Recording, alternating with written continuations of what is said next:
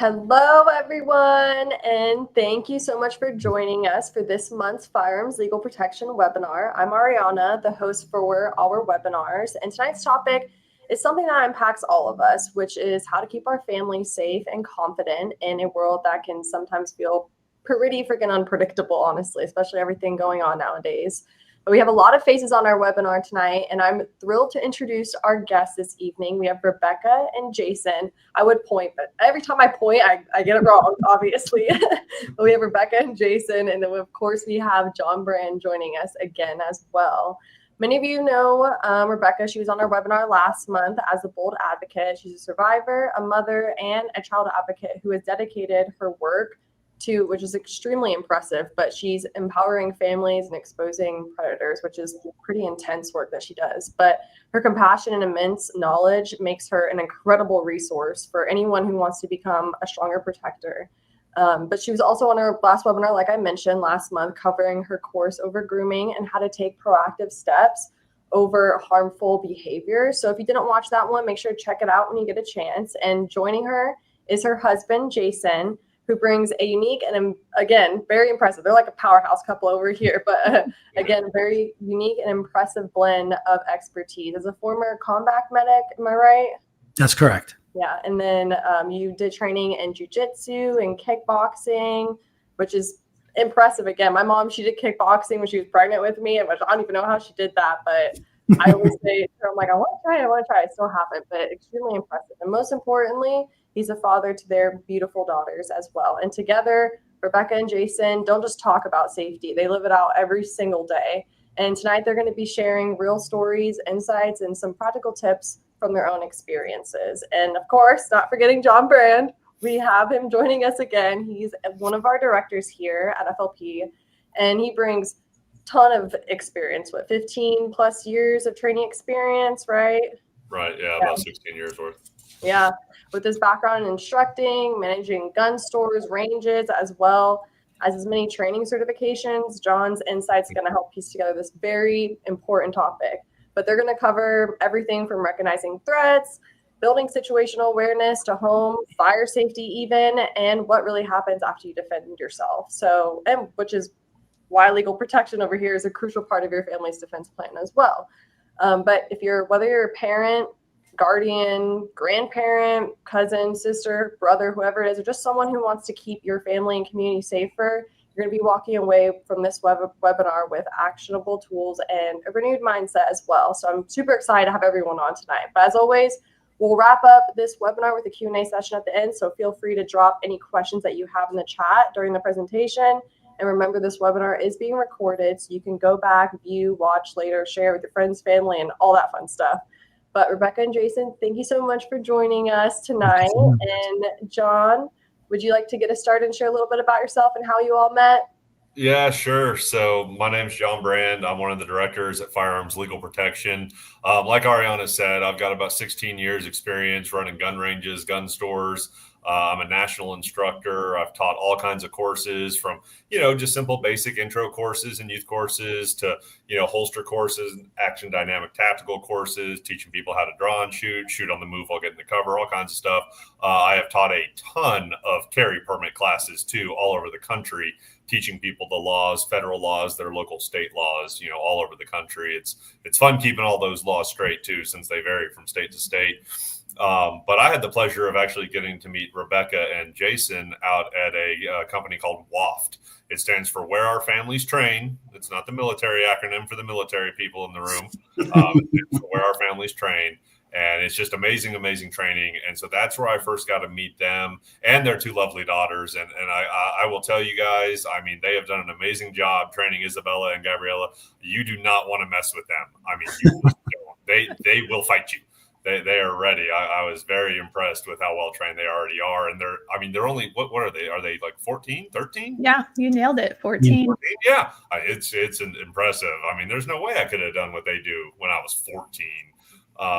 It's very impressive. So that's how I got to meet them. And then FLP, we were able to build this partnership with Rebecca and Jason and their brands, and with TheBoldAdvocate, which is just amazing. And if you didn't see the last webinar with Rebecca, seriously, I mean, it's live, sure, but they're all recorded. Go back and watch it.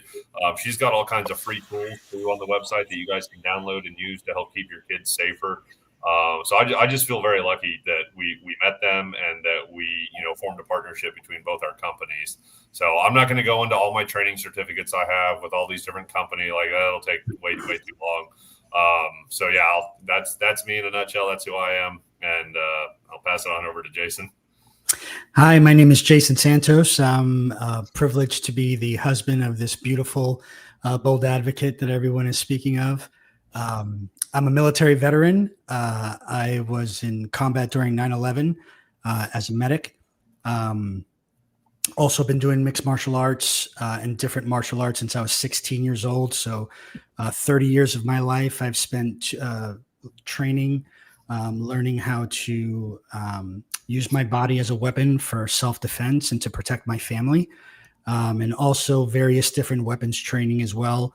I'm privileged to be an assistant trainer at WAFT as well in situational awareness, carjacking awareness.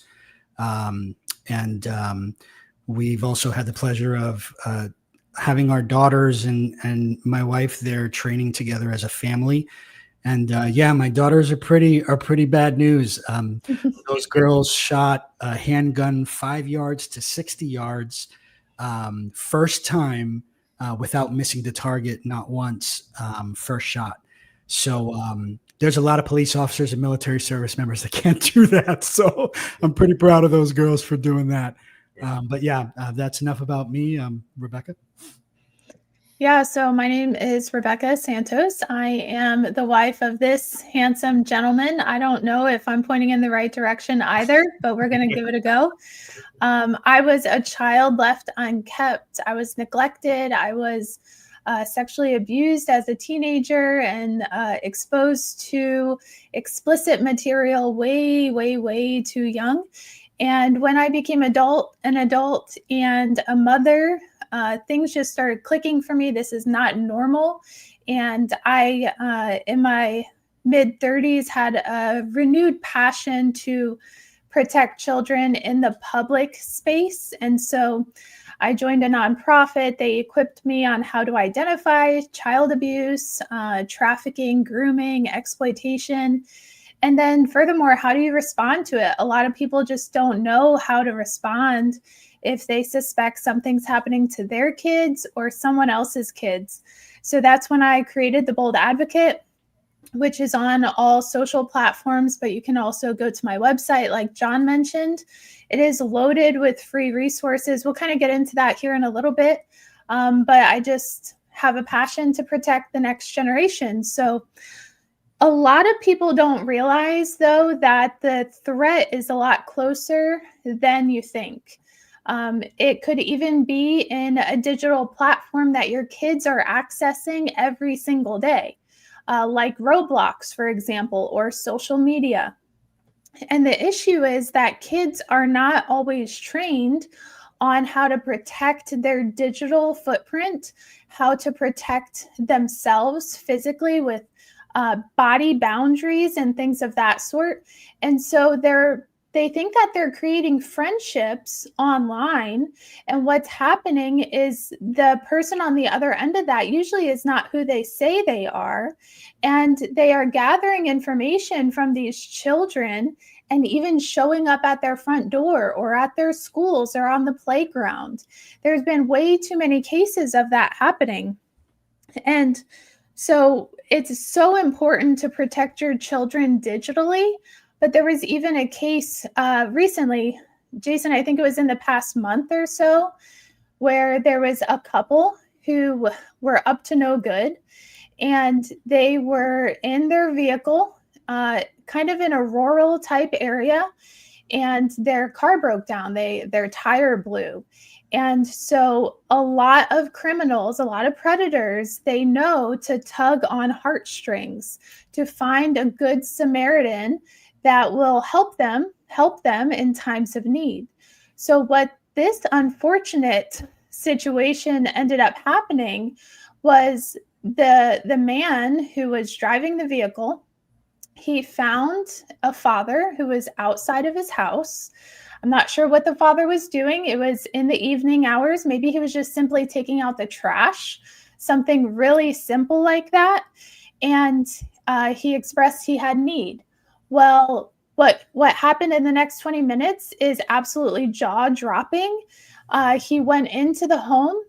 He shot several family members. Some of them ran to the neighbors. Some of them did not see the end of that day. But a 16-year-old boy pulled out the shotgun that the mom, I believe it was, tried to use against this predator and shot and killed him. A 16-year-old boy.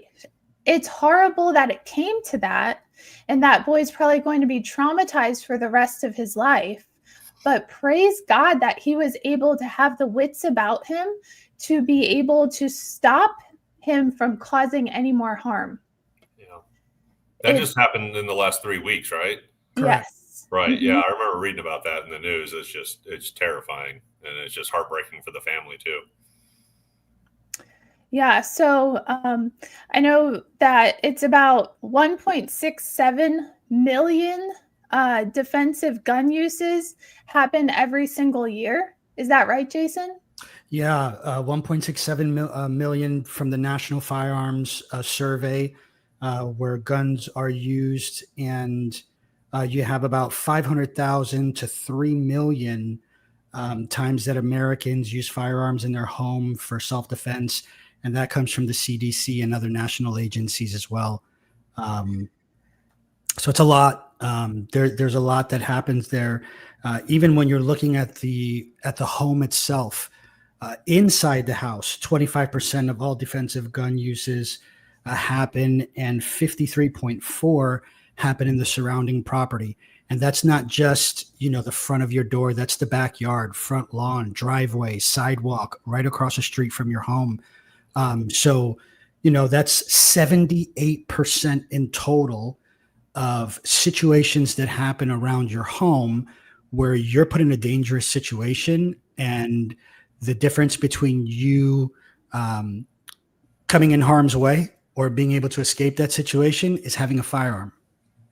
Yeah, and that's just crazy to me when you think about how many people in our country actually own firearms. Because, it's just a touch above 100 million people.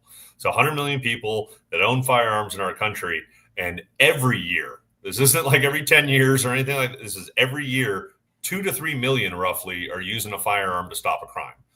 And that doesn't mean that the firearm was shot. There's plenty of times where just drawing the firearm does stop the threat. Just letting them know you have a firearm stops the threat. So some of those 2 to 3 million, yes, they do involve, unfortunately, having to pull the trigger, like the story that Becca's telling you guys about that happened a few weeks ago.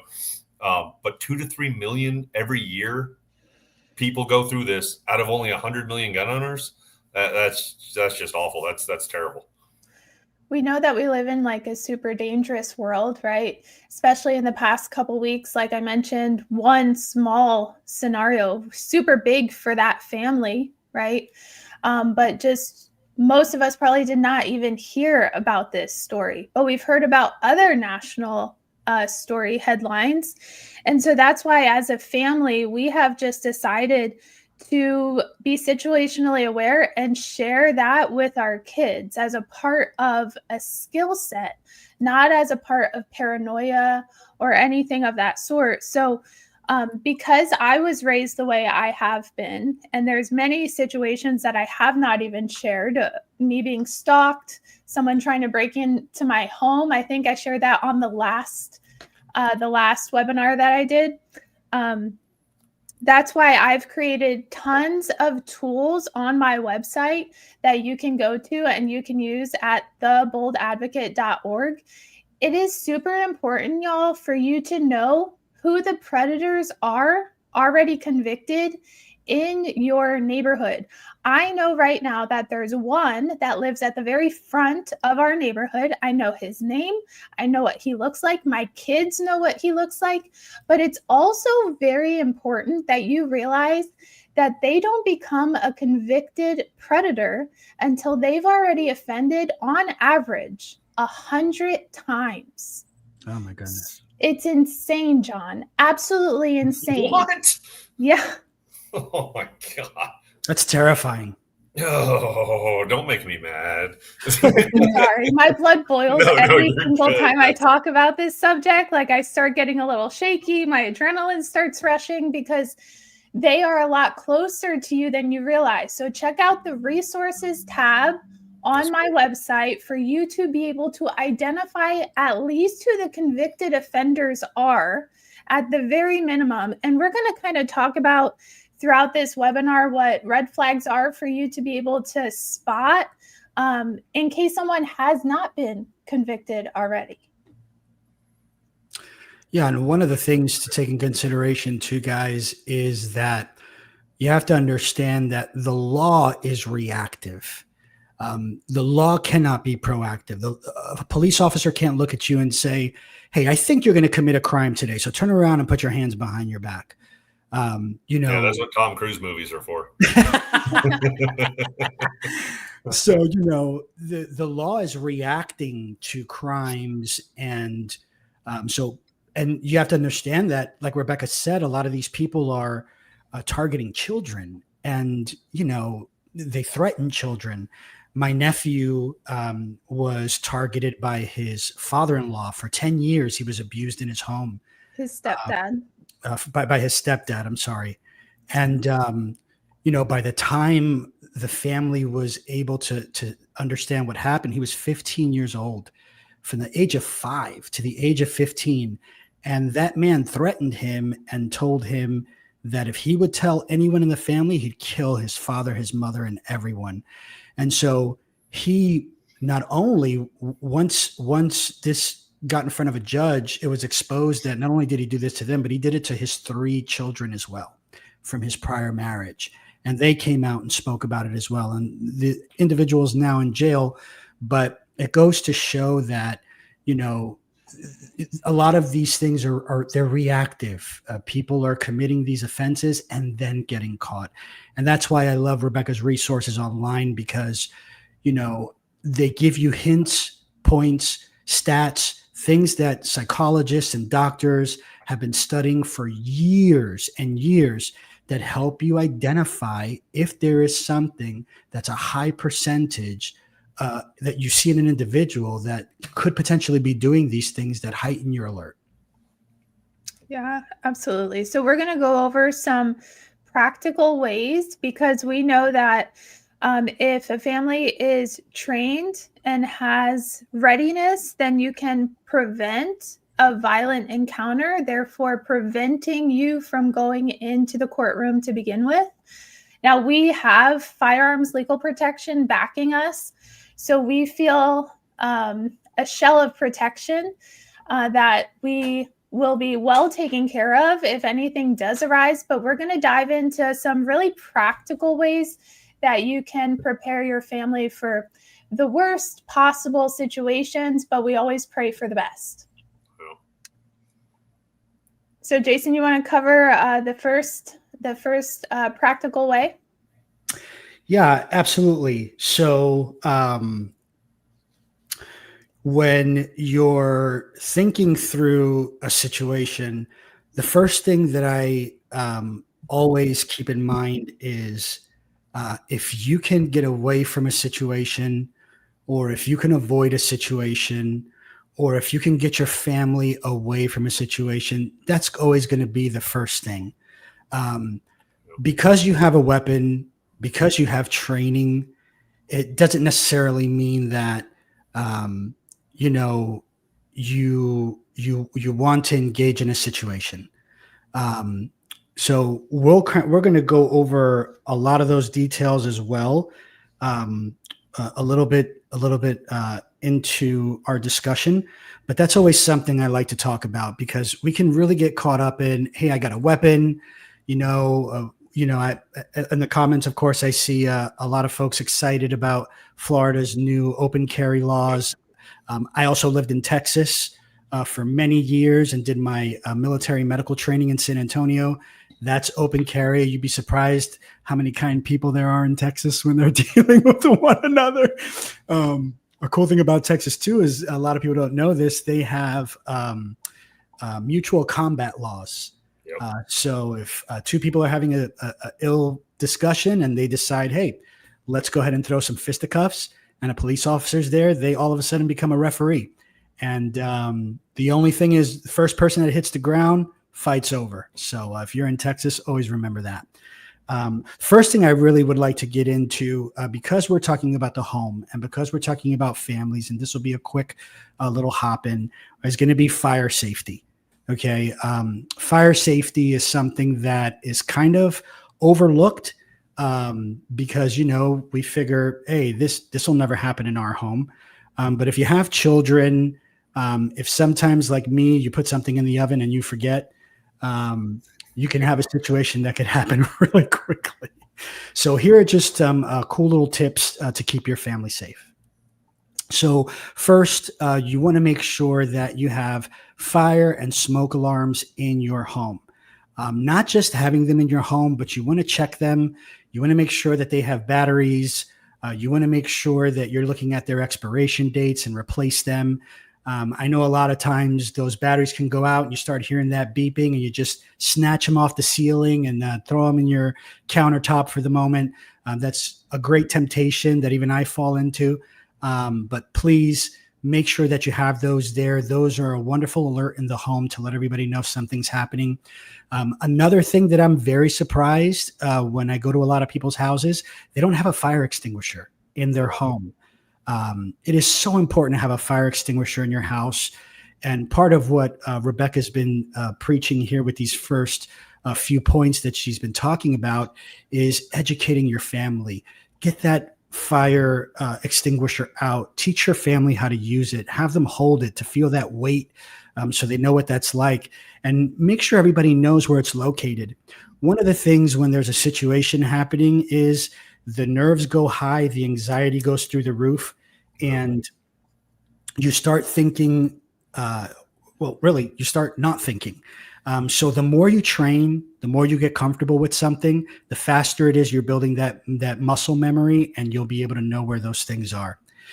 Have an evacuation plan together for your home. It's tempting to give all kinds of different pointers on what that could be, but not everybody's home looks the same. Not everybody has 1 floor, 2 floors, a basement, an attic. Everybody has different setups. So sit down together as a family, map out your house, make sure you have a few points of exit that you can reflect on in case a situation happens. And have a designated place outside of your home that you all can gather in and be able to get a head count to make sure everybody's out of the house safe. And make drills. Practice this with your family regularly. I know it kind of sounds a little silly because, you think, hey, this is never going to happen to me. But the day that it does, God forbid that it ever would, you'd really want to have hoped that you did some drills and had a plan together. Yeah, and I'm with you on everything you're saying, and so I have a drawer full of 9-volt batteries, so that when I hear that beep in one of those smoke detectors, I go change it right away. But the one thing I would say is, at least having one fire extinguisher is great. Have a few. I've got 3. I've got 1 downstairs, I've got 1 upstairs, and then I keep 1 in the garage too. So that way, you never know when something might fail or break or anything like that. So I've got 3, and I kind of need 2 since I do have 2 stories. So if something starts upstairs and I'm upstairs, do I really want to be running all the way downstairs, grab that one, run all the way back versus just having 1 upstairs ready to go if God forbid it does happen. So that's great. Thank you, John. Also, PASS. It's an acronym that, firefighters talk about a lot when using your fire extinguisher. So the P is, pull the pin out and have it ready for use. The A is to aim.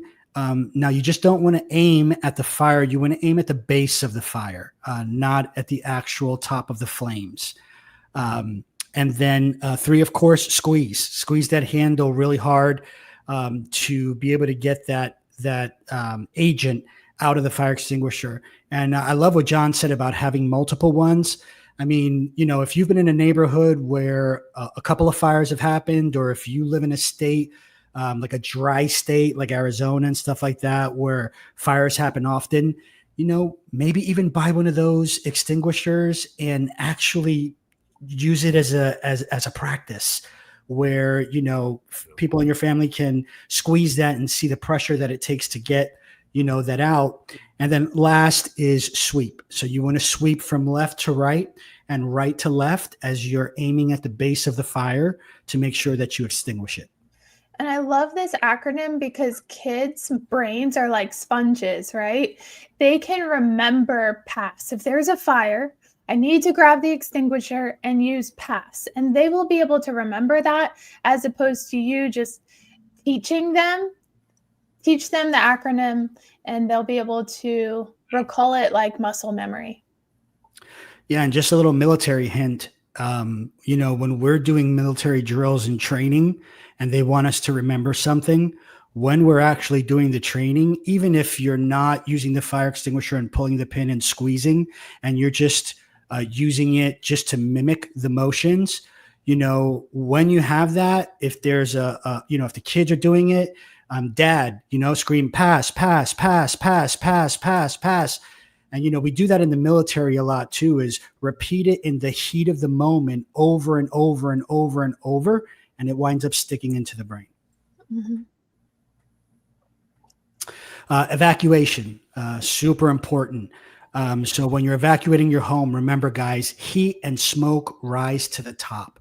That smoke can disorient you. It can choke you. The heat can start singeing your skin. Stay low to the ground and get out. Get to the moving. A lot of times when we smell that smoke and we hear those alarms, we stand up, we start looking for, I need my pillow. Oh, where's my cell phone? The first thing that you need to do is get low and go. Get out of the house, exit the home through the nearest exit. And like we said before, when you're making a plan, have multiple strategies for exit so you're not pigeonholed to one thing. If you are only training to leave out of one exit and the fire causes that exit to be barricaded, now what do you do? So always look for different plans. Once you get out of the house, don't go back in, right? You see the cartoons of them leaving their house and, my cat, and then they're running back in to go get their cat or their pet.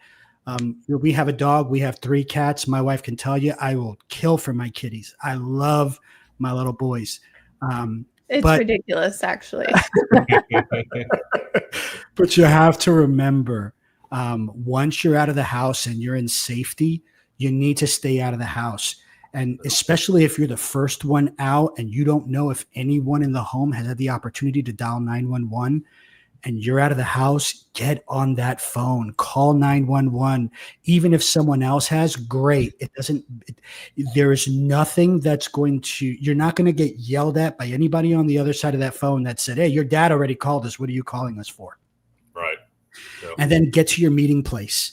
Make sure that you're doing head counts. Make sure that everybody's okay and that you're all there together.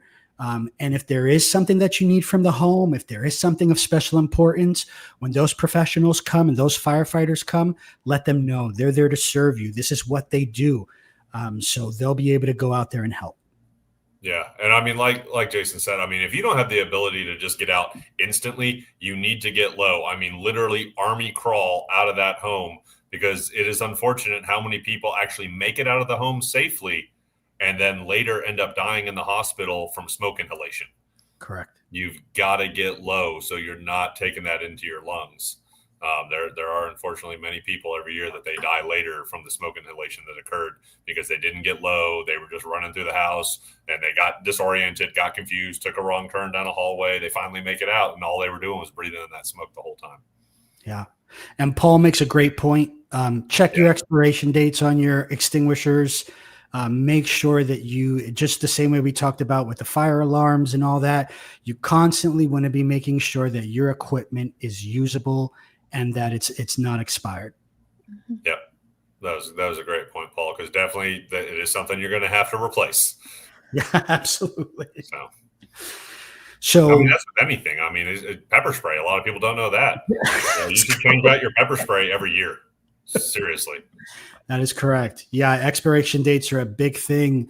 You keep something on you, and the next thing you know, and batteries too, with like your flashlights and things like that. You have a situation happen, you haven't checked your batteries in a year and a half, and then something happens, you use that battery, 30 seconds later, the light's off and you're in the blind. So always check your equipment. Yeah, just good maintenance on any equipment you have, especially life-saving equipment. Oh, yeah. In the Army, when they were training us, they always told us be 10% smarter than your equipment. So always be on top of everything. So let's talk about a little bit about what happens after you defend yourself, right? So we've looked at some statistics about things that happen. So before I get into that, of course, I always want to talk about scenarios where you're defending yourself, but you don't have to shoot, right? Where a shot's not fired. Remember, every shot that's not fired is a legal situation that you don't have to go through.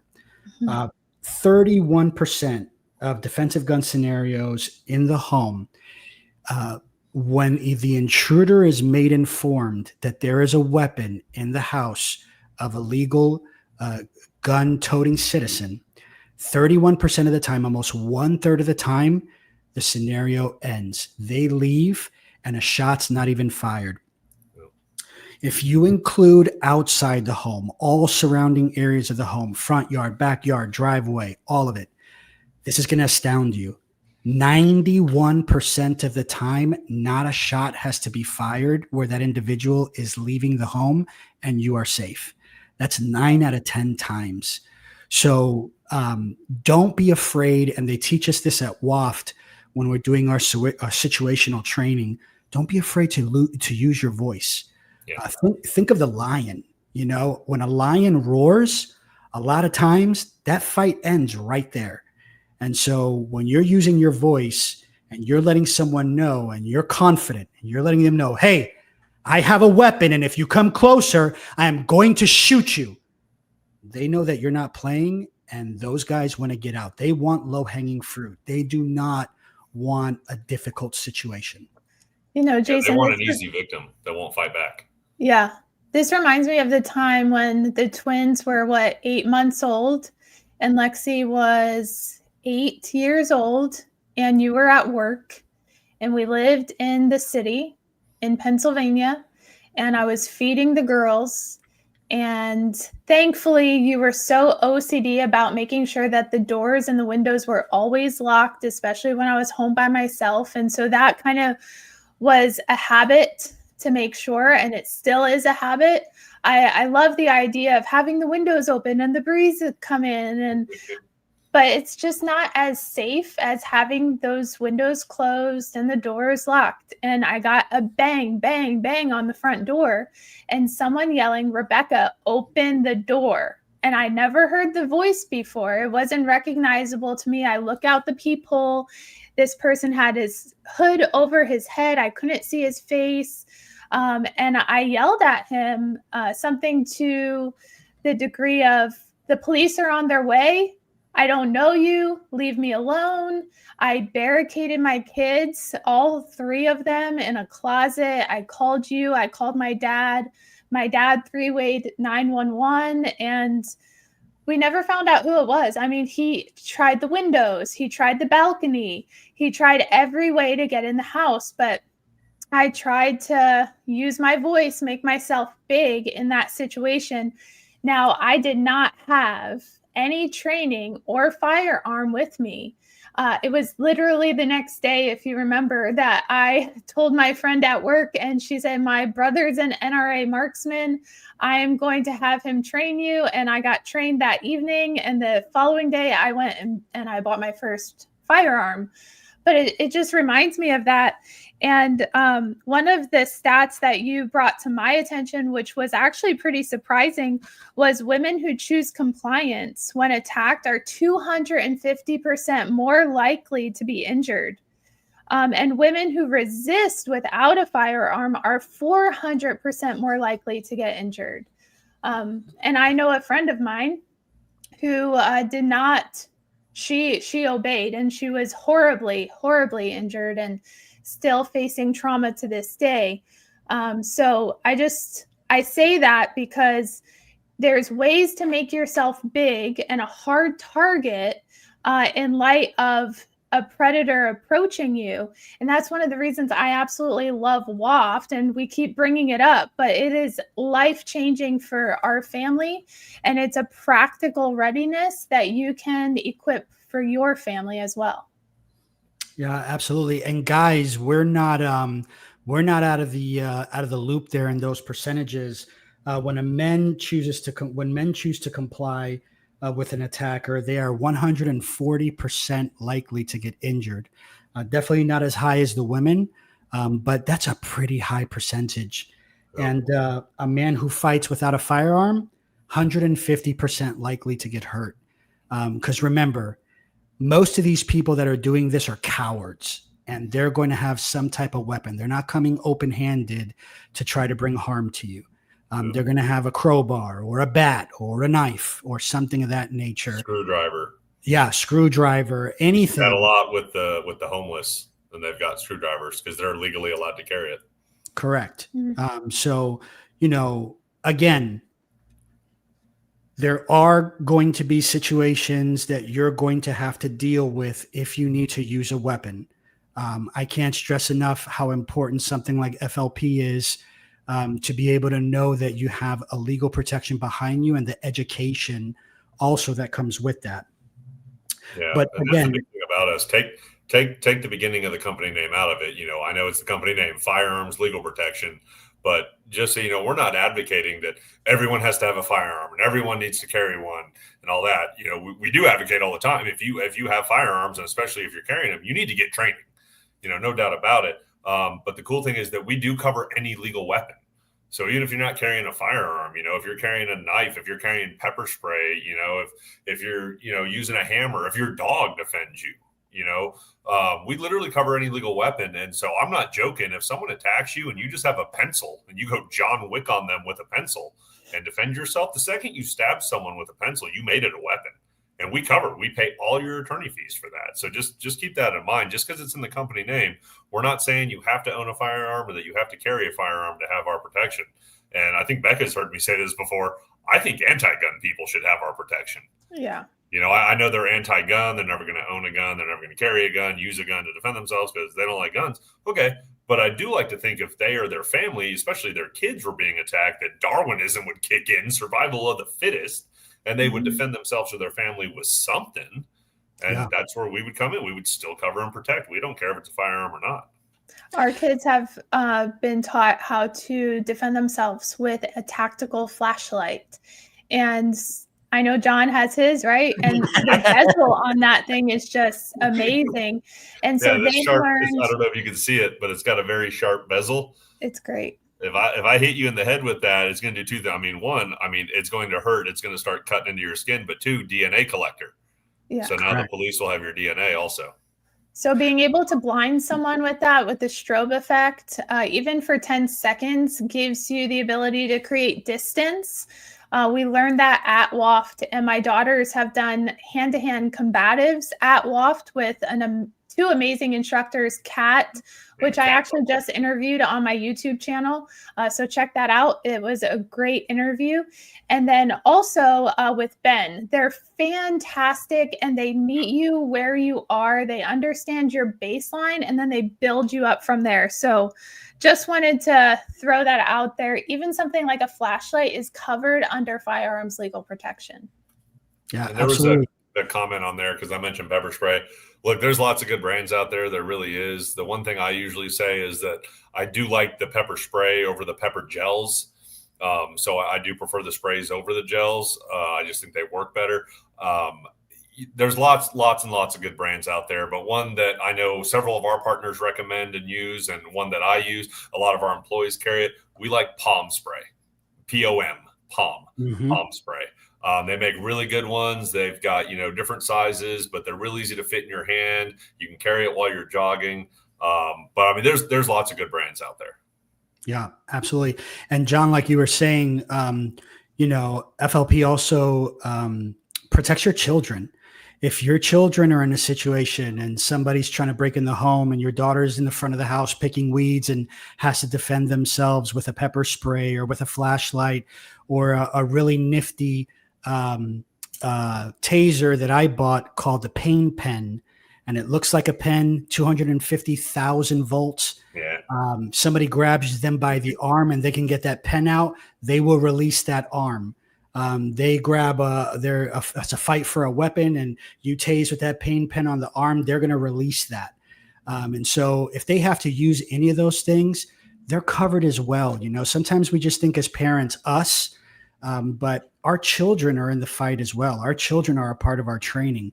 Our home as a whole is the weapon. And so they all need to be covered.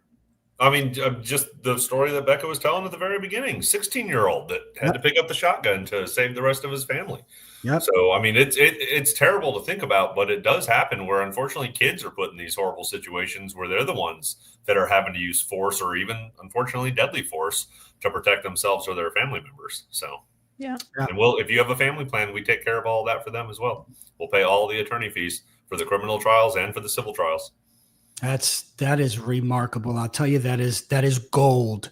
It's just so important, and especially in the world that we're living in. Let's be honest. You know, we're witnessing assassinations. We're witnessing that poor young Ukrainian lady that got stabbed in the neck on a bus. Yeah. I mean, there's just so many things going on right now where, like, you know, everyone has talked about in WAF, the situational awareness, the carjacking awareness and training. All these things are just so important to do with your family. And, you know, it's not this like 1 in a million thing anymore. We're seeing more and more, a lot of political tension, a lot of anger, and we're witnessing more and more different attacks that we need to be aware of, and we need to be at the ready to protect ourselves. And when you do protect yourselves, you're going to need protection for that. So a little bit about prevention and defense. You know, self-defense laws, like I talked about earlier, are reactive. The law protects you when you are facing an immediate threat of serious harm.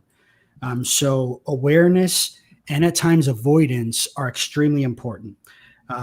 Almost every U.S. state allows self-defense in response that is reasonable and proportional. Okay. So what does that mean? So that means I'm in an argument. A guy comes up to me, lifts his hand and says, say something again, I'm going to smack you. I pull my gun out and I shoot and kill him. Right. I am not meeting reasonable force with a reasonable threat. And this is where, in a little bit, I'm going to talk about some of the advantages of the training that I've experienced in my life and how that's helped me. But, you know, that reasonable and proportional, you have to think fist for fist and deadly force when you are in reasonable fear of death or a reasonable fear of serious bodily harm. Okay, so don't confuse that and think just because I have a gun, I'm Clint Eastwood in a 1969, you know, Western movie, right? Although I've been watching a lot of those Western movies and I like them a lot. You know, we have to be very careful. We live in the United States in a litigious society. So when a situation happens, remember, even if you're justified 100% by the law, you are entering a legal system where you are going to be questioned, right? You could be questioned and detained. If you used a weapon, that weapon can be seized. Like John said, you're using your flashlight that has DNA, that seizure of that weapon is going to work to your advantage because they're going to be able to get that DNA off of that weapon. They're going to be able to find that perpetrator and they're going to be able to arrest them and press charges on them. And so, you know, there can also be a possible arrest and a pending investigation. Again, this is where, and I can't just stress it enough, and I know we're talking a lot about it, and it's not just shout outs. You know, when your life is on the line and the next 50 years of your life is on the line and you know you've done the right thing, this is where legal protection matters. And guys, I don't know about you. I don't have $100,000 sitting around to just start spending on lawyers and, fighting continuances and all this other stuff. Oh my goodness, the legal system they know what to do and how to do it. And so you need people around you that know what to do and how to do it as well. Yeah. The other thing as well to take into consideration, over-explaining, right? A lot of times you're in a situation, the police come, you feel like, hey, they're on my side. I did the right thing. I'm going to just talk, let them know everything, detail everything, what everything looks like, this, that, and the third. The beautiful thing about having protection is that you can let a police officer know, officer, I want to fully cooperate with your investigation. I want to answer every question that you have of me as soon as I have my lawyer present and I'm able to do that phone call and make sure that my legal protection is here. And the first one you call in that situation is Firearms Legal Protection. They have 24/7 lawyers on call, and they have the best in the entire industry. So make sure you have them on speed dial. That's our emergency hotline number. It's 24/7. It doesn't matter if it's 3 a.m. on Christmas Eve. There's a reason we set up this hotline the way we did. You need to talk to an attorney immediately, and you need attorneys coming out to the scene immediately to start talking to the police, the DA if they need to. They don't care. These attorneys will call the DA and wake them up out of bed. So you just call that number and let the attorney take care of everything else. It doesn't go to a call center. It doesn't go to voicemail. It is always answered by attorneys. So you get the legal help and advice that you need right then and there after what was probably the most traumatic experience of your life. And because the Bold Advocate LLC partners with Firearms Legal Protection, if you go to my website, you will get exclusive pricing for Firearms Legal Protection plans. Or at checkout, you can use code BEBOLD and you'll get automatic discounting on your Firearms Legal Protection plan. So I just wanted to make sure that if cost is a concern, that's why I'm working with them. So that way you can get it at a reasonable price. Yeah, absolutely. Yeah, make sure you use her link or that you use the code. You can go on our website and coupon code, put Be Bold, all one word, just Be Bold. And if not, then, she's got her links all over her website or social media, everything like that. But make sure you get the discount. Take advantage. If you just go to our website and sign up, great, but you're going to pay more for the exact same protection. So make sure you take advantage of the discount that we've done with our partnership here with the Bold Advocate. Yeah, and just some hints for you guys. We're in a social media world. If you're in an incident, it's not the time to post on social media. It's not the time to take pictures and start putting it online and flexing and showing everybody what you've done. You need to protect yourself. And that may sound asinine, but you'd be surprised how many people go online and go on live and do some of the dumbest things that you'll ever see. And don't do interviews with reporters if they happen to be there at the scene. Do not do an interview. Your attorneys will tell you that also. Don't all do day it. long. Everything you're saying is going to be used against you later in the criminal trial and the civil trials when you're getting sued. You have the right in the United States of America to keep silent. You have the right to remain silent. You have the right to an attorney. These are your constitutional rights, and you need to use them when your livelihood is on the line and you know you've done the right thing. Yeah, make sure you invoke your 5th and your 6th Amendment right. Invoke both. And you have to actually invoke it with the police when they show up.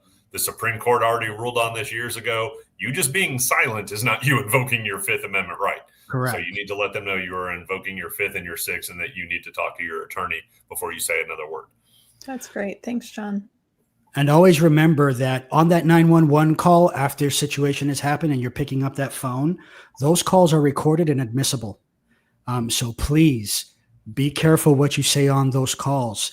And also do not downplay any injuries that can harm your defense later on as well. So be very careful what you say on those 911 calls, and always remember that. And not just on the call, just so you all know, if you don't already know this, it is recording the second you hit send. While it is ringing, it is recording everything that's being said before an operator ever picks up and says, 911, what's your emergency? It has recorded everything that was going on while it was ringing. So just keep that in mind. Yep. And know the laws. Know what tools you're allowed to carry in your state. Maybe some states don't allow pepper spray. Maybe some states don't allow you to carry guns like crazy New Jersey and crazy New York. So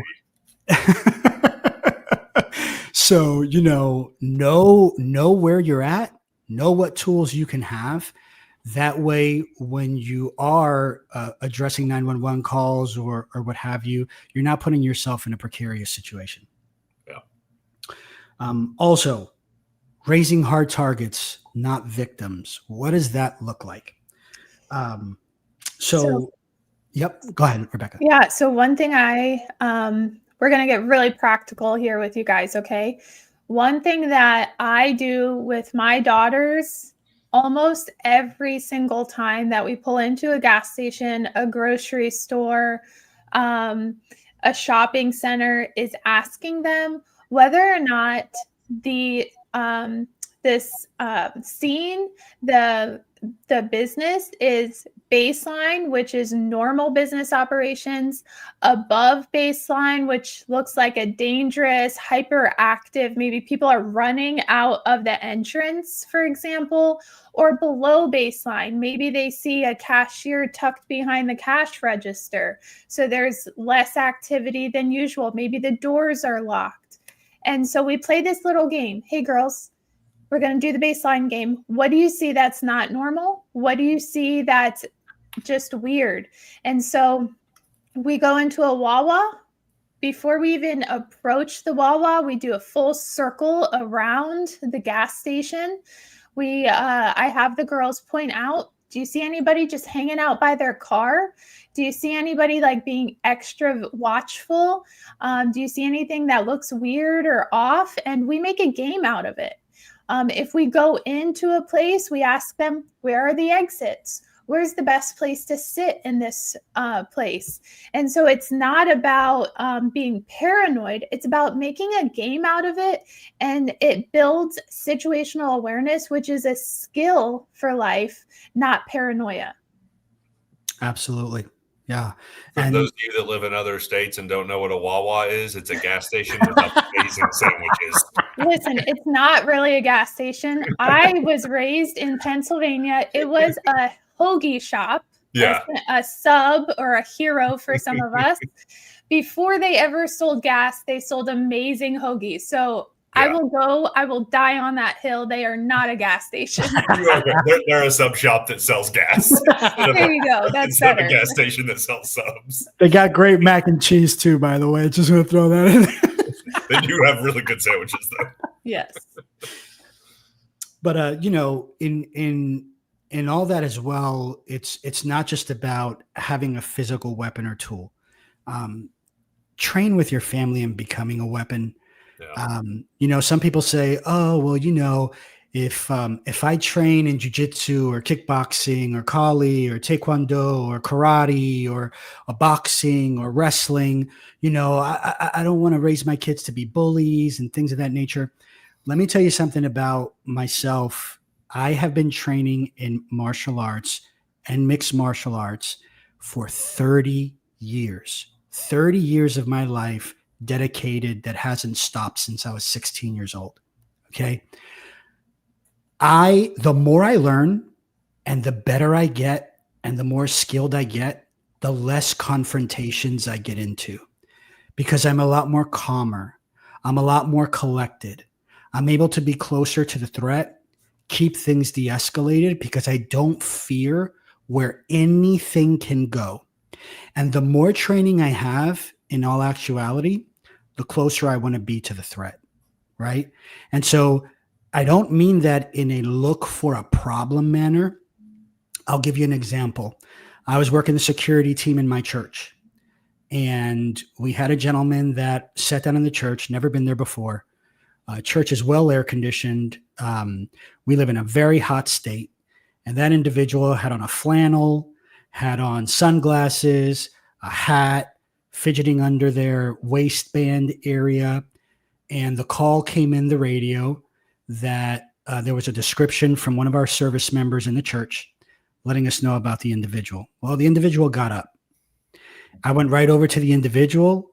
I put my hand on their shoulder. I shook their hand. He kind of looked at me because I was so close to him, and he was surprised. But I was very warm, very welcome, thanking him for coming and visiting for the service, asking him if he knew who Christ was, sharing the gospel with him, having a conversation with him. But at the same time, I was so close to him that if anything were to happen, or if he had intentions on doing anything, I was trained and prepared to do what was necessary to make sure that he didn't hurt anyone in our church. And I had the confidence to do that because of the training that I was in. And I knew that if I had to engage that threat, I knew with my wife and my twins, who are also trained, that I don't have to watch my six. I don't have to watch my six to make sure that they're okay. And I also don't have to watch my six because they're watching it for me. So that's the importance of training. A lot of times you'll notice the more that you train, the more that you equip yourself, the more comfortable you feel with yourself as a weapon, the less of the weapon you have to use. And when you do have to use it, the more you can detain someone without injury. I've had situations where I've had to put people down and they weren't injured and neither was I. And the police came and arrested them and they went to jail without a scratch on them. And I went back home and had a nice steak and potato dinner without a scratch on me either. Yeah. As you deserved. And in that church situation, Jason, after you sat down right behind that individual, shortly after that, he got uncomfortable. He stood up. He left. You followed him. He was taking pictures of the exterior of the church, of the entrances and the exits. And we never saw that individual again, right? So he was looking for a easy target church. Yeah. And it's important that if you are part of a faith community and you have a special set of skills, that you don't let it go to waste. So that way you can be better protected and have some peace of mind knowing that your kids are well protected as well. Absolutely. And just another statistic for you, as you can tell already, I'm a stat guy. 57% of convicted felons in the United States of America report that they are more in fear of a legally armed citizen than a police officer. 57%. So that goes to tell you, police are more reactive at times. Unfortunately, police draw after they've been drawn on. And that's a sad, sometimes statistic that comes along with the territory of the prestigiousness of wearing that badge. I'm very pro police. But, with an armed citizen who knows their rights and has protection, your convicted felons are a lot more scared of them. And so that should be something encouraging to know as you're training yourself as a physical weapon, and you're training yourself to have a firearm, and you're training yourself to know the laws behind how you can execute yourself as a weapon and your tool as a weapon. What you're doing is just instilling fear in those people that want to do damage and do bad things. Yeah, and we've trained our daughters with the help of WAFT, and Philip, the head instructor, has been fantastic at helping drive into their brain to look for waist and hands.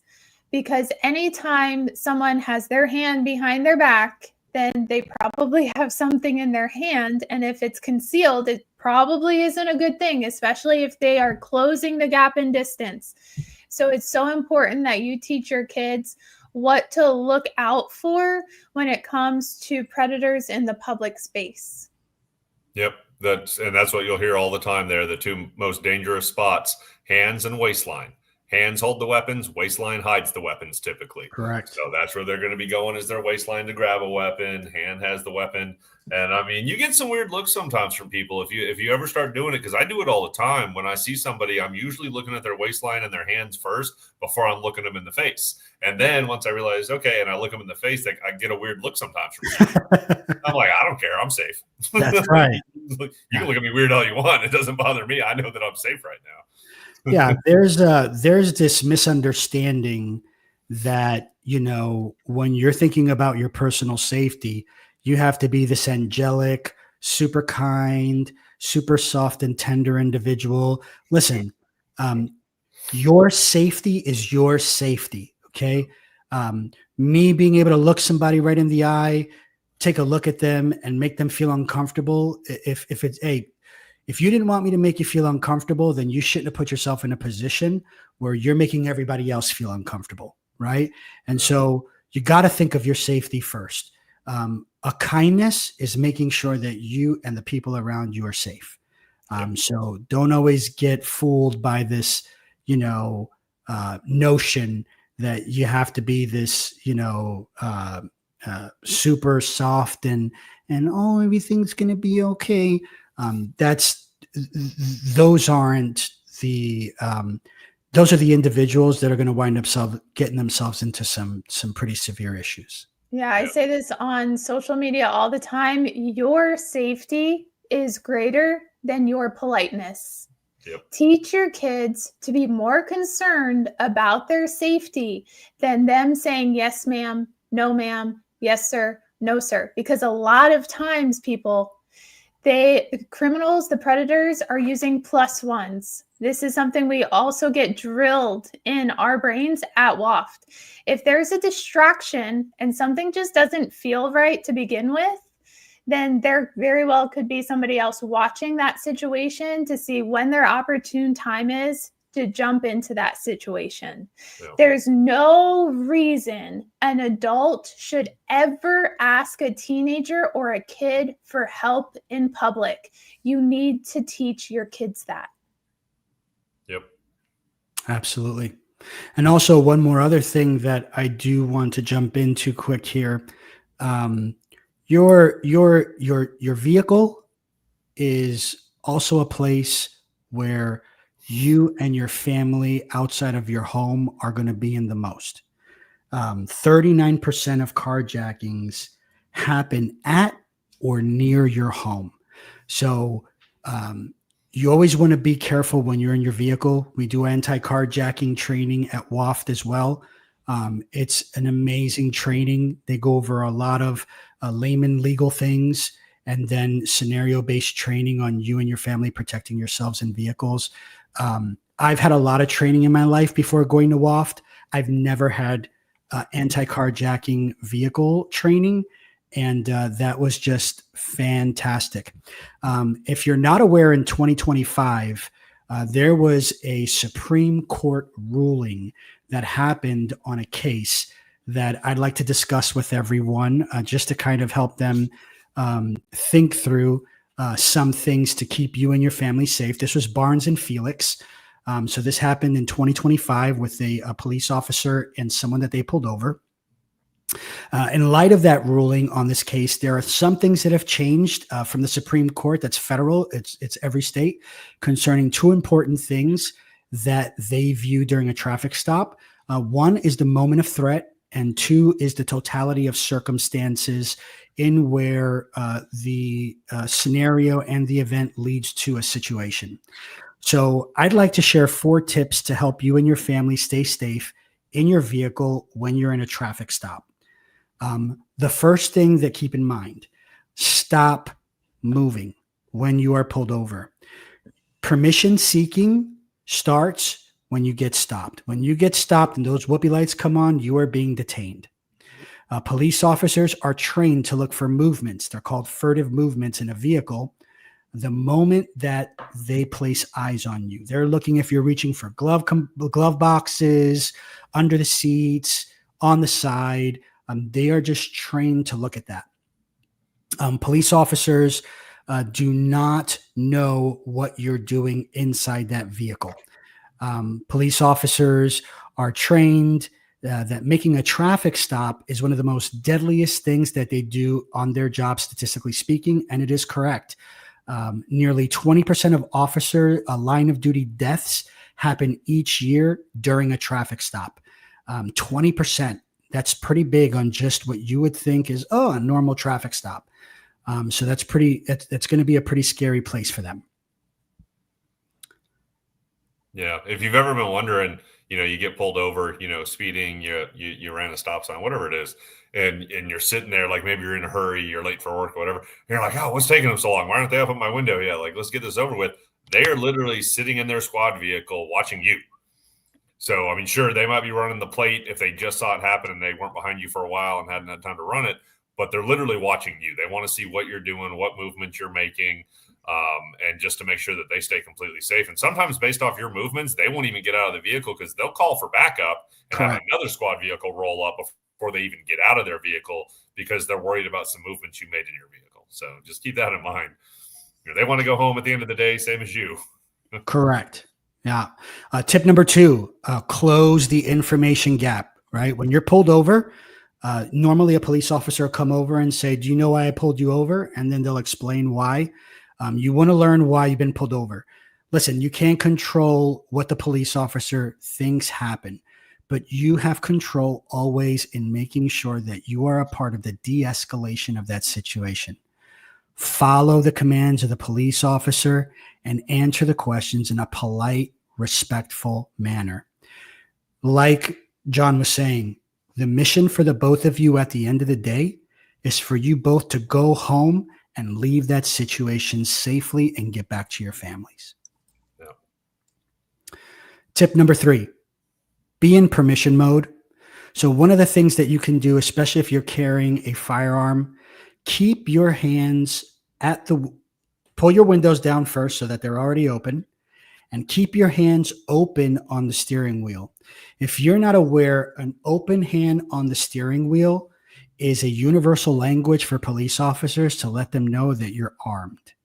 That's a courtesy that you're giving to that police officer that lets them know already when they're coming up to your car that there's a level of professional respect that you have for them. Don't worry about grabbing your license. Don't worry about grabbing your insurance, your registration at the moment. When the police officer requests them, ask them for permission to reach in that space to retrieve that information. Now, you may not or may be in a state that says that you have to let them know if you have a CCW or a firearm. I'm a CCW carrier. I personally live in a state where I do not have to inform the police. When I hand over my license, I always hand my CCW over to them. I let them know that I have a firearm in the vehicle, and I also let them know where it's located. Guys, I'm not doing this to be a brown noser to the police officer. I'm doing it for their safety and for my safety, my legal safety. That camera on their chest is rolling, and that camera is showing me at a level of responsibility where I am articulating everything in a calm, polite manner and letting that officer know exactly where everything is and asking for permission when I'm making movements so that if a situation happens that I'm on the wrong end of it, there is proven, recorded fact of how I maneuvered that is going to help the lawyer that you call with FLP to help your defense once you are exited from that situation. Yeah, I'm with Jason 100% on that. And, like I said in the beginning, I teach classes all over the country. I teach laws all over the country. And I mean, Jason's absolutely right. Some states, there is a duty to inform. You have to let them know when they ask for ID that you are a carry permit holder, give them the carry permit, let them know where the firearms are located. And some states, you don't have to volunteer that information at all unless they ask you if there's any weapons in the vehicle or on you. And then you do have to tell them.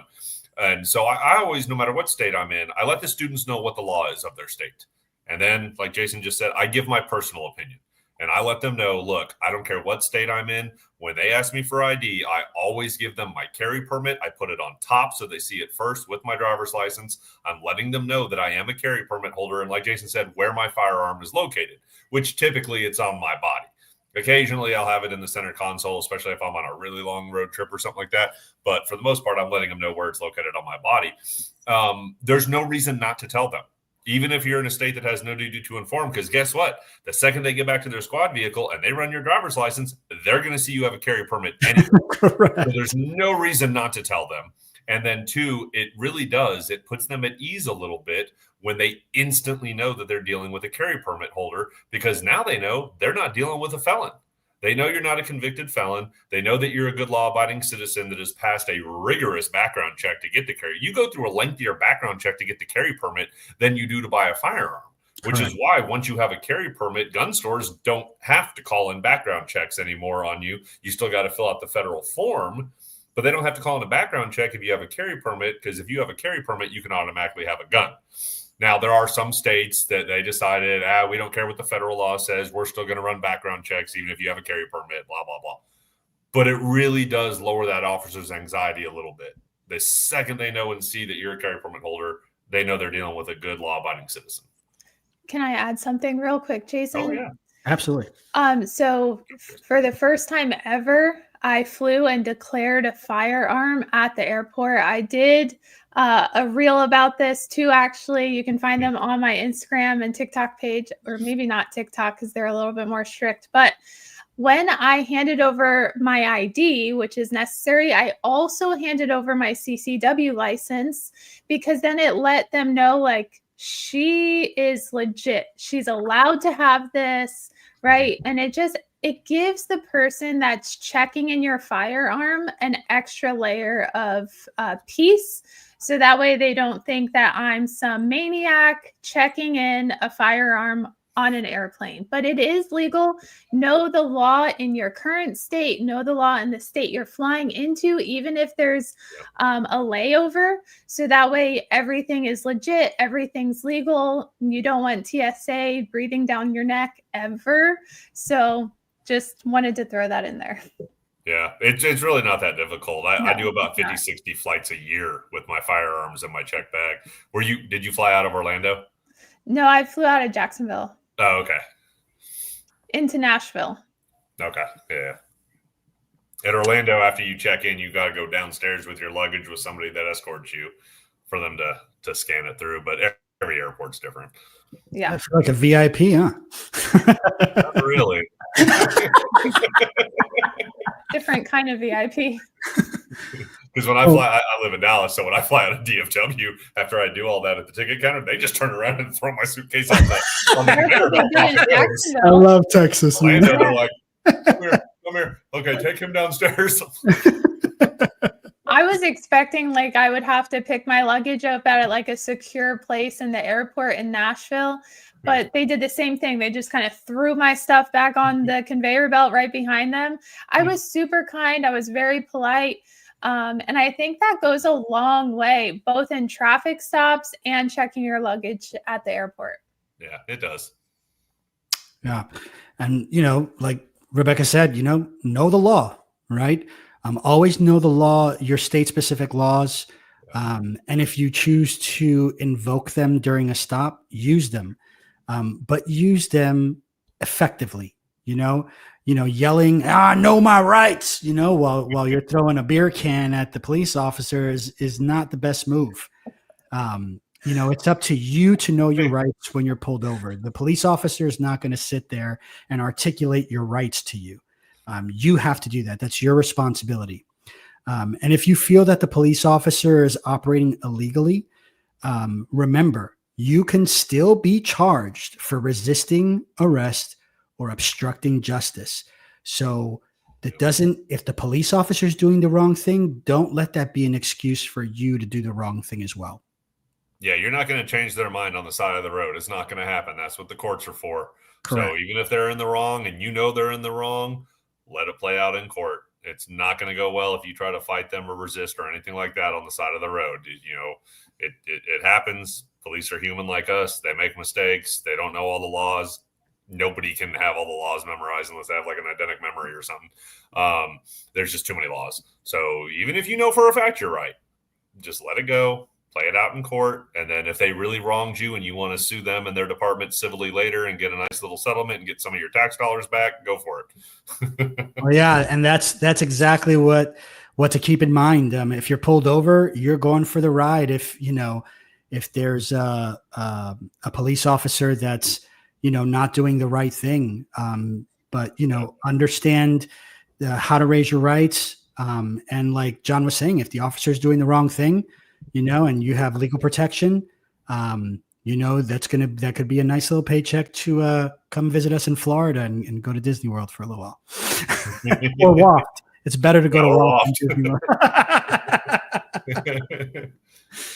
And last little tip here on that last slide.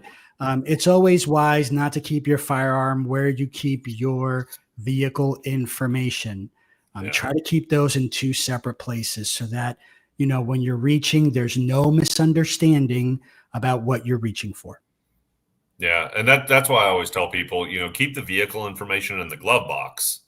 I know it's convenient because the console is right there, but keep the vehicle information in the glove box so that way, if you're not going to carry on your body while you're driving, maybe it's not comfortable, maybe you're on a long trip, whatever, you can put your firearm in the console. So that way, if God forbid something happens and I'd rather be able to get to my firearm faster than my insurance faster, than my, registration faster. So that way the gun's right there in the console, because if you're keeping the insurance and registration in the console and the gun's over in the glove box and something happens, that's a long reach to be able to get that firearm to defend yourself. So that's why I always say, all the vehicle stuff, glove box, firearm, if it's not on your body, in the console, right there. And God forbid you're in a situation where, the cop, the police officer already comes to the car and he's not in a good mood and it's starting off bad, and you forget to disclose that you have a firearm because, you're nervous. The situation's going back and forth. And he's like, give me your paperwork. And it's already tense. And you open up the glove box and your gun's standing right there. And he sees that. It's just going to make a situation that doesn't need to be bad go to the worst place. So always stay calm and always communicate with respect and polite. And if you hadn't already let them know that there's a firearm in there and you just pop open that glove box and they see that gun, I will bet you 10 out of 10 times they draw theirs. Oh, yes. You're going to start hearing a lot of yelling and you're going to start seeing a lot of metal. Yeah, you're probably going to hear, show me your hands. Yep. It's going to get crazy. Oh. So last and certainly not least, FLP. I think you guys can tell by a lot of the things that we talked about, whether you're in the home, outside the home, in a vehicle, in your driveway, at the grocery store, at the park. I mean, it doesn't matter. We're in a society right now where you have a Second Amendment right. We're in a society where you have a First Amendment right. Sometimes we like to use a little too much and not have self-control with that tongue in our mouth. But, with those rights and training and having tools on you, there's nothing more important for you and your family, because it doesn't just cover me. It doesn't just cover my wife. It covers my twins as well. Having legal protection. And FLP has been doing this for a long time, and they're one of the best in the business. They are one of the few companies, if not maybe the only company, that pays all of those costs up front. For me, training at WAFT, having my family training with my daughters at the gym, all of us constantly carrying different tools. My girls carry mace. They carry their flashlights. They carry soon to carry tasers as well. Myself, my wife, we have knives, we have guns. And of course we're trained to use them. We understand the law as well. But there is nothing more important than having legal protection in the litigious society that we live in right now. Yeah. And I mean, you guys that have seen me before on here, you've heard me say it. We do have the best legal protection out there. We know it. We will take the Pepsi challenge with any company out there. But the thing that we do is we want to make sure it's affordable for everybody, that everyone can at least have our basic plan.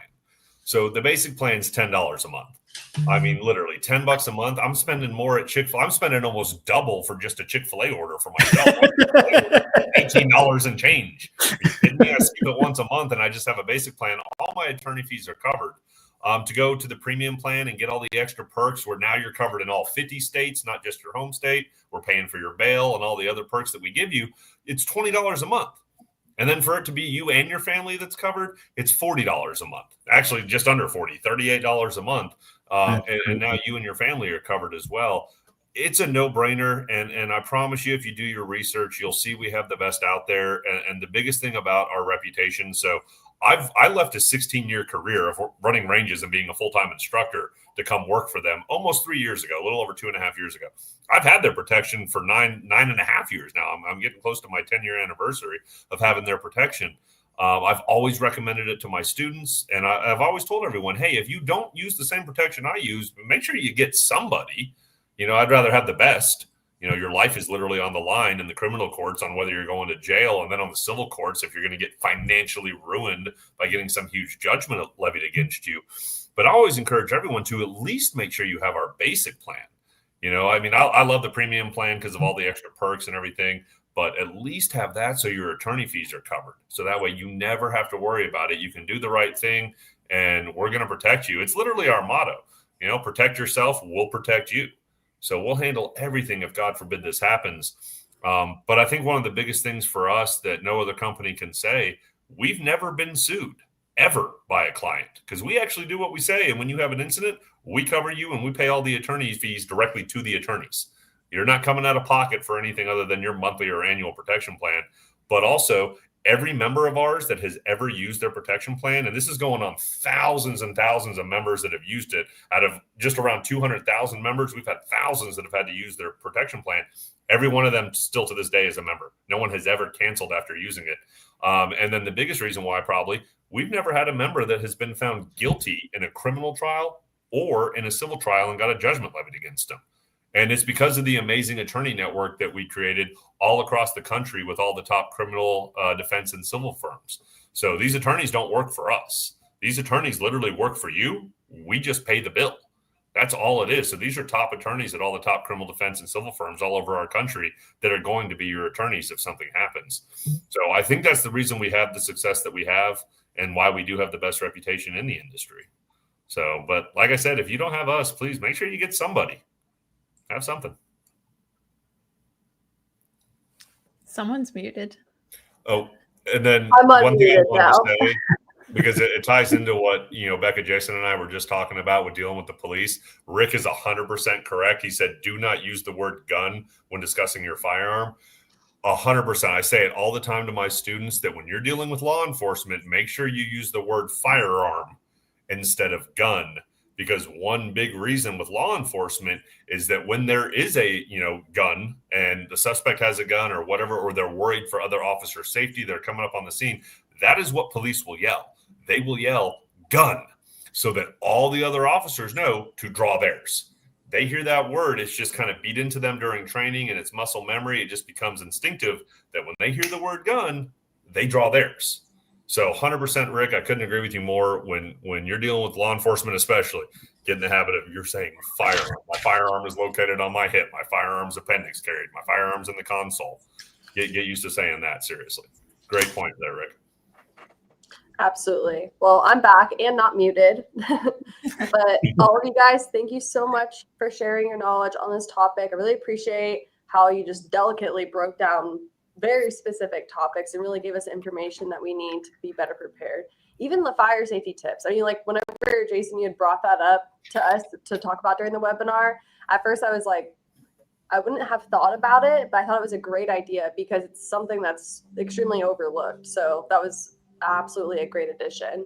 And everything else, just phenomenal, of course. But before we get into the Q&A, I was going to take a moment to talk about FOP, but I think we should just get into the Q&A because you guys all hit it right in the nail. Legal protection or having some sort of legal support, like John said, and what he was just discussing is extremely important to have in place if things should escalate.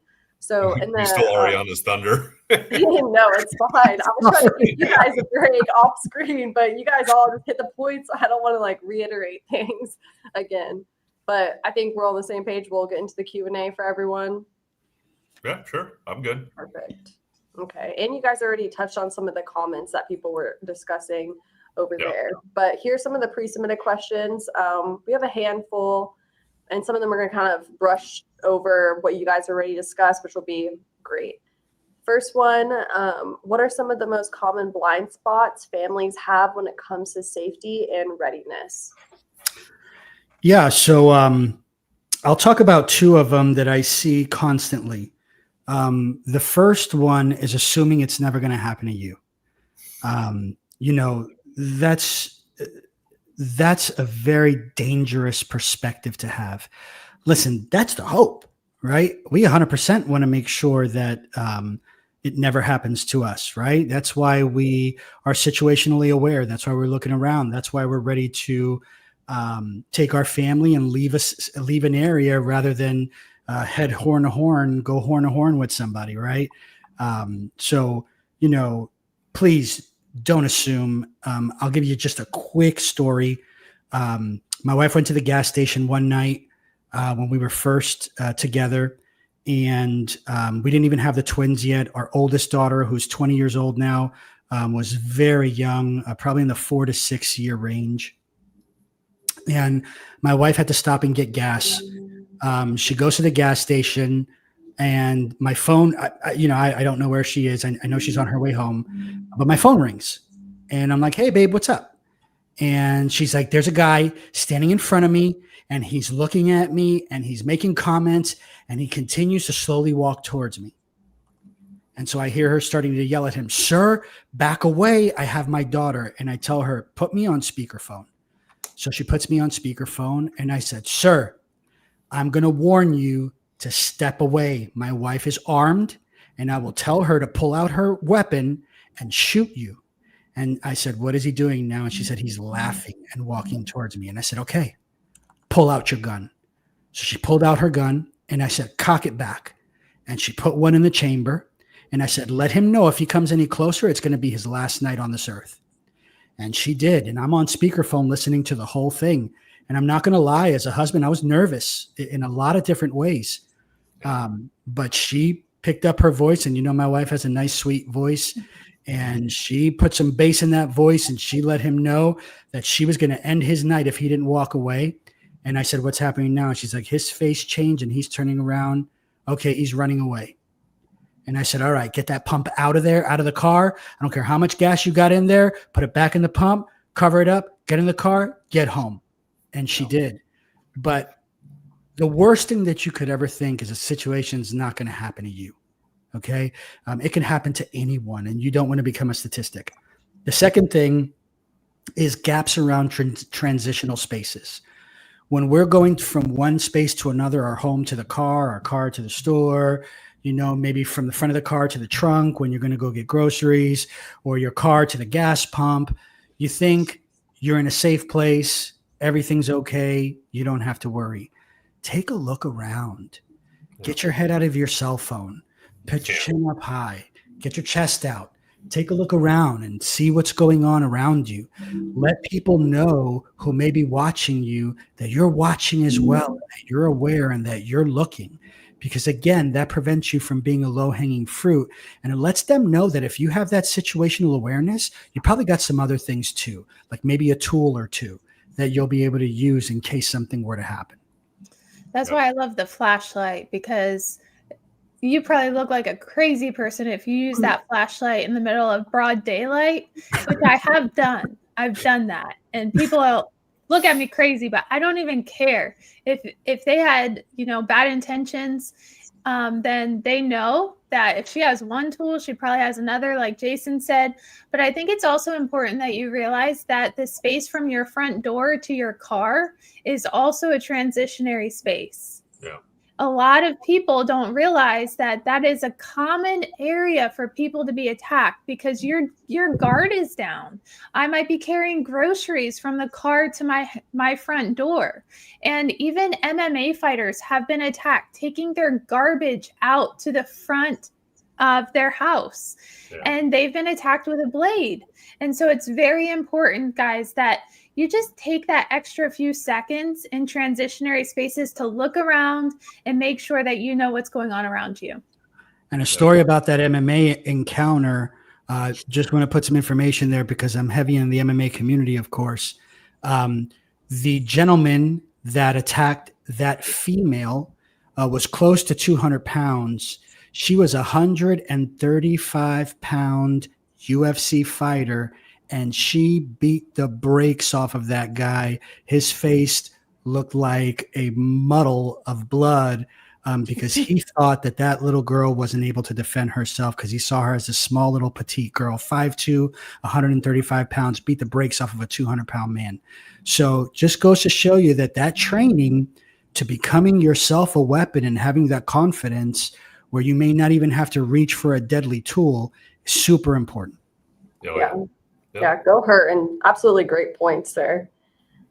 All right. Next question. How can parents teach situational awareness to kids without making them fearful? You guys had some pretty good examples already, so I'm sure you guys will probably have to touch on them. Yeah, kind of like what Becca talked about, where you can kind of make it a game and make it fun for them. I like that one. Yeah.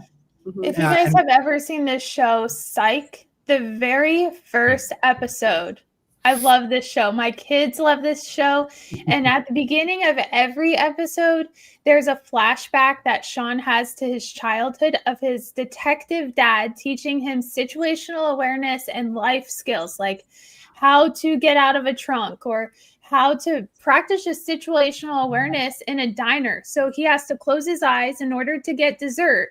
And he has to tell his dad how many exits there are, how many hats are in the room, different things like that. But you make it a game. It becomes a skill, and then it's not paranoia in any sense of the imagination. Yeah. And, over the last 10 years, medicine has advanced in brain study. The last 10 years have given us more information about the brain than any other time in history. And what we've learned a lot is that behaviors are taught. Right. So hate, racism, politics, all these things, these are learned behaviors. Okay. So fear is also a learned behavior. I'm a Christian, and one of the things that I read in the Bible often is God saying, do not be afraid. Right. Training your child young avoids the fear. Right. You think, oh, I'm going to train my kid and it's going to expose them to things and they're going to be full of fear. No, they're going to be full of confidence. They're going to be full of hope. They're going to be full of understanding. It's going to make them more calm. It's going to make them more aware. It's going to make them not panic or be fearful. And it's going to help them to understand that not every situation is something to go crazy and scream and yell about. My daughter, Gabby, is very sensitive. Before we had training, there was a scenario that we had where, unfortunately, I had to physically defend my wife, and didn't turn out well for that other individual. But my daughter, Gabby, was a wreck, crying. Now she's trained, and situations happen. Like we had a situation happen the other night where a crazy guy cut me off twice for no reason, slamming their brakes. And they were perfectly calm. They were keeping their eyes out. They had their phones ready to collect information, and the fear was gone because they were trained. Yeah. One thing that I say all the time is we won't let trauma teach what training can. It's very important that if you have the means to invest in your kids, if you have the means to go to Disneyland, if you have the means to take them to an amusement park, I would venture to say you have the means to take them to a facility like WAFT, where we have an amazing time while we're there. My daughters call it their happy place. And John can attest to this. They love going. I want to come home. When we were all out there last month, and so they were in low light doing some training with me and being role players in it too. And so I think we were done before you guys were done at carjacking. So we went in to go get some lunch, and they're like, I wish we could just live here. It's true. Yeah. Well, those are fantastic points. And in situations like this, ignorance is not bliss. So absolutely right. Okay. Next question. What are a few quick red flag behaviors parents should be alert to in public spaces? Yeah. One of them is, I think, understanding good boundaries. We were at a store one time, and the women's section and the men's section were right next to each other. And Rebecca was in the women's section with our 3 daughters, and I was in the men's section. And Rebecca was very aware. There was a gentleman in the women's section by himself. Rebecca picked it up immediately, and she immediately said, Lexus, come over, because the twins were already next to her.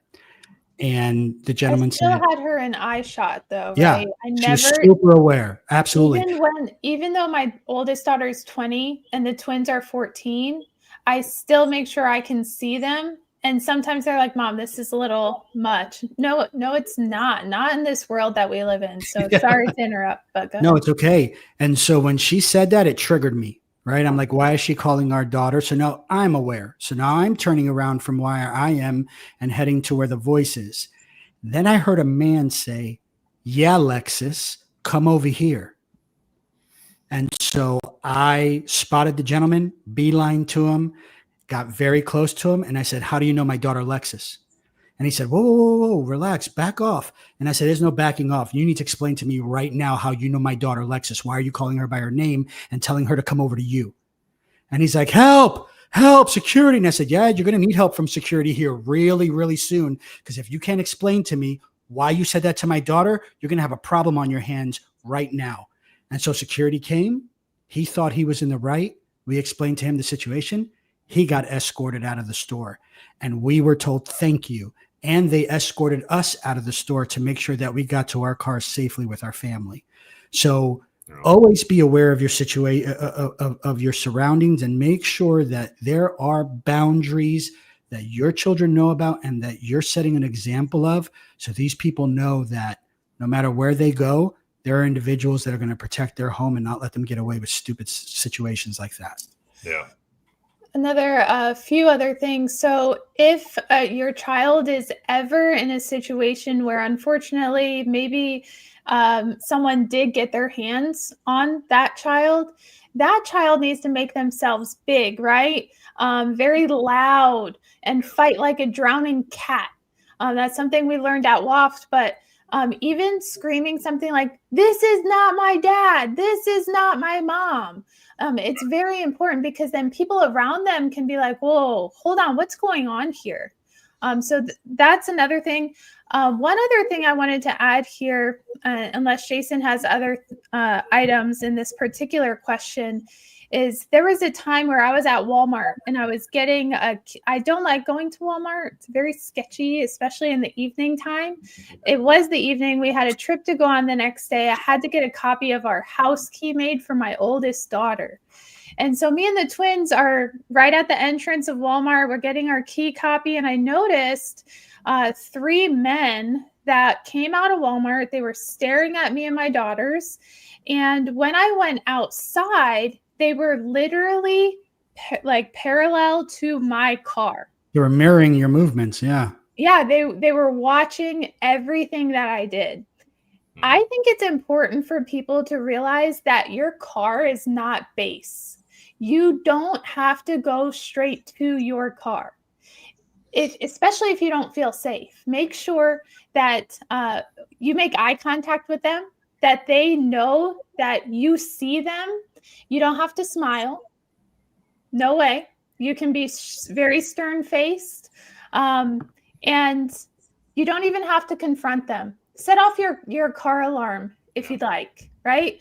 Make your property loud, make yourself loud if you have to, but your car is not base.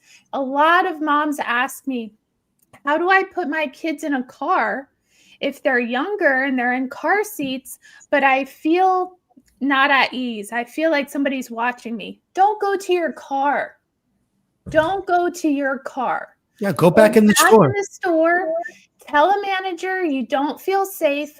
Call 911. Sometimes stores will have somebody escort you to your car in that case, and numbers are on your side. So I just wanted to add that for anybody who that could serve well. And know your exits and know your positioning. I look at that poor young Ukrainian girl who was on the bus, sat down on the chair, earbuds in, head down on the phone, had no idea that there was a threat behind her that was going to take her life that day. And, you know, when you're in places, make sure you can hear things. Get one bud out of your ear so that you can hear. Look at where you're positioning yourself. I love to sit in the back of things where I can see exits and know that my 6 is covered and I can see any situation that's happening in front of me.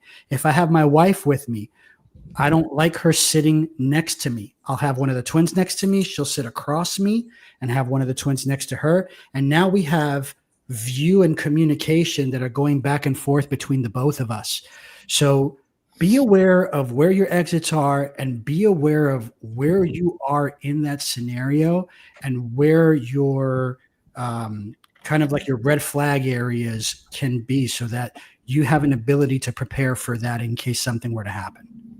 Absolutely. Yeah. Fantastic points. I'm over here like listening to the stories and my facial expressions. I forget I'm on camera and I'm like, it's crazy. No, it's a crazy world, but you have both of you, all three of you have fantastic points that you hit on everything discussed. I didn't speak on that one.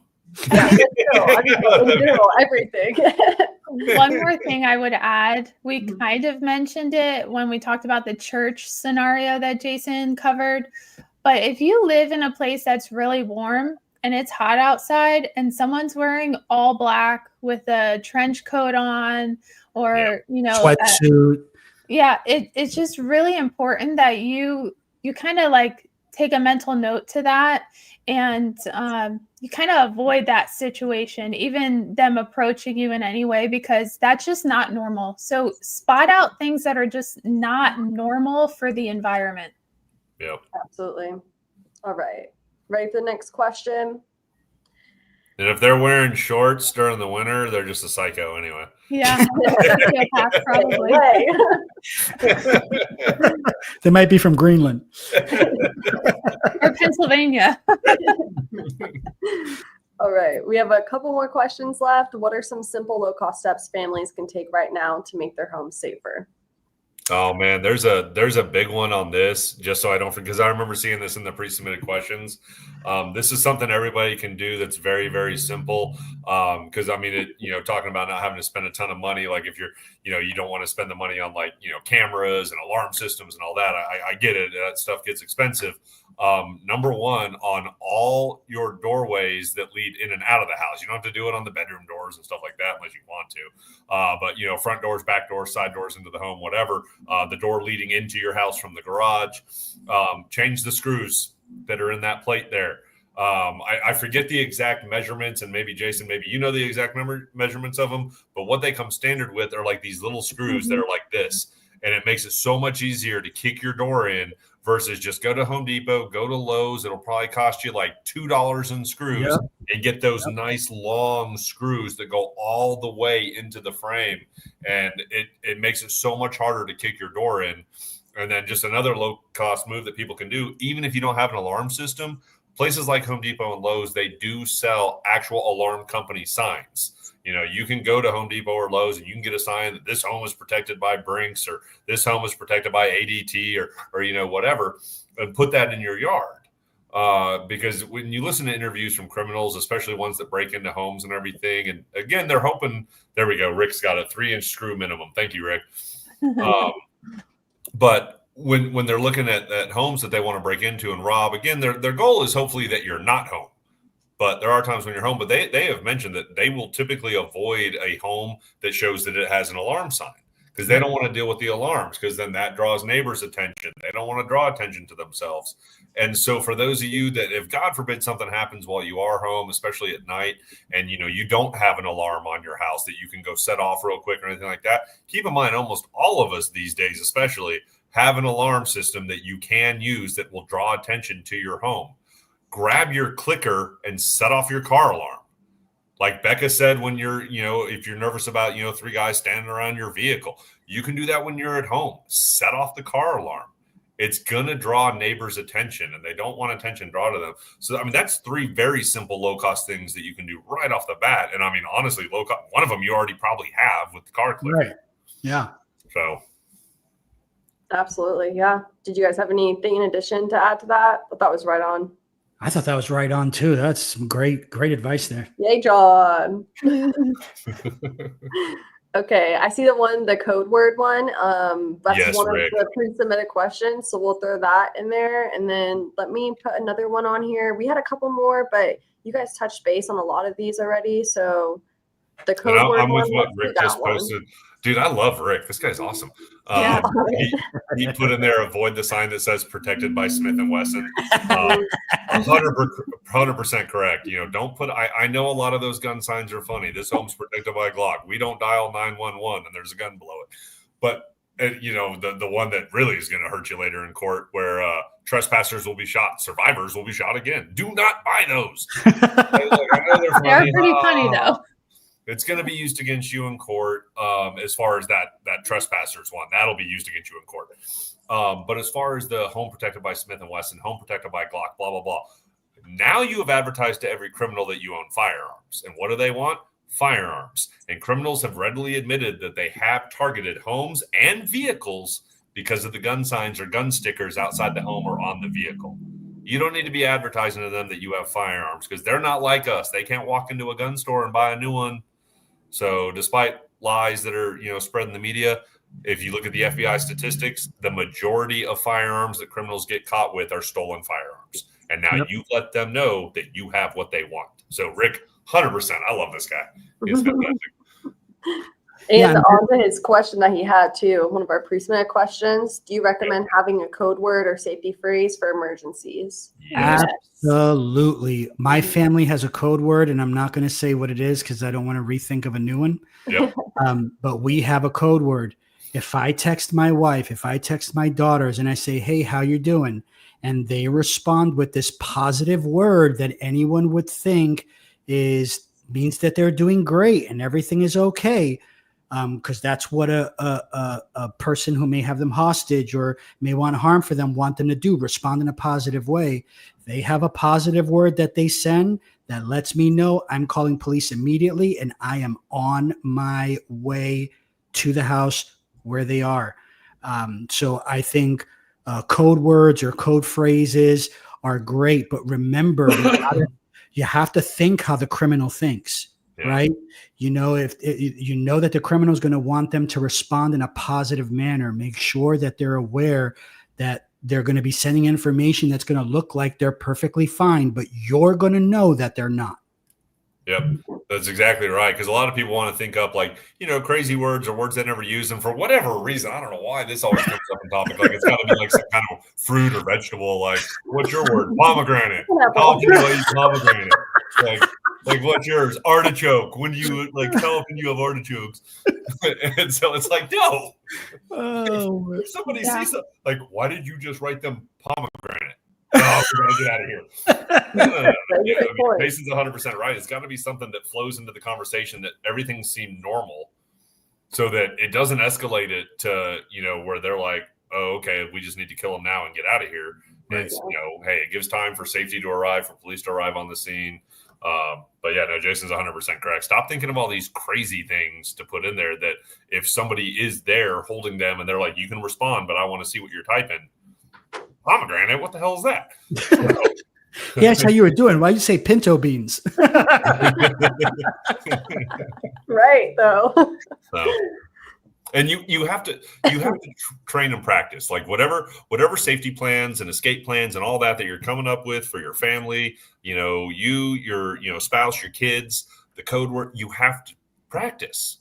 You can't just say this is the plan, and then if God forbid the worst of the worst happens, that everyone's going to follow the plan. You literally do have to plan and practice for the exact same reason when we're kids that we run fire drills in school. If everyone's like, all right, if there's a fire, this is what we're going to do. Like, how chaotic is that going to be versus, and I know we hate it, but like once a month we run a fire drill. Yeah. We all line up and we all walk calmly. And of course, if a natural fire happens, there's going to be some people running and screaming, but you've practiced it, and Becca has it in her stuff. And I don't know if it was something you were already saying or if you heard it at WAF from the first time from the instructor out there, Yates. Yates loves to say this, and I love it also. And so the mind can't go where the body hasn't already been. Mm-hmm. Right. Or I'm sorry, reverse that. The body can't go where the mind hasn't already been. I mixed that up. The body can't go where the mind hasn't already been. So you have to practice it. You have to train it. Otherwise, it's not going to do any good to just have a plan and that you have no idea how to execute it. Yeah. All right. Last question, and then we'll wrap this webinar up. What's one thing parents can start doing this week to help their kids feel both safer and stronger? Yeah, that's a great question. I think first thing that we've done as a family was we've identified our strengths, right? Your plan of action should always accentuate the strengths of your family. And what do I mean by that? Um, one of my twins, Isabella, and I have bad eyesight. We're not distance people. So when we train, our training is up close and personal. That's how we train. We are not going to cater to one of our deficiencies and try to start shooting somebody from 1,000 feet away, right? So our training is up close and personal. Now, my wife and Gabriella have perfect eyesight, and they're both very sweet, calm people, which means their heart rate is usually really low. So they train distance because they can stay calm. They have a low heart rate, which means they can be very precise from distance. So as a family, when I'm coming up with a game plan, and this may be going into some pretty elevated stuff, but I just kind of want to get you in some type of mode of mentality. When we're training, Isabella and I are training on how we're going to integrate in a situation together up close, while Gabriella and Rebecca are training on how to provide us coverage from a distance so that we're moving as one unit, right? Rebecca, Gabby have our six. They're clearing out our coverage spots, and we're engaging the immediate and getting to where we need to be. Now, that's pretty severe, but that's how we train as a family. And so we're very comfortable in that space. And in training in those techniques and honing those in, when we're in other situations that don't involve something that drastic, we're kind of still in that same mode. I see Rebecca and Gabby kind of step back and start observing around and making sure that everything's safe and nothing is popping up. And Isabella starts kind of making her way a little closer to me so that we have a backup in range.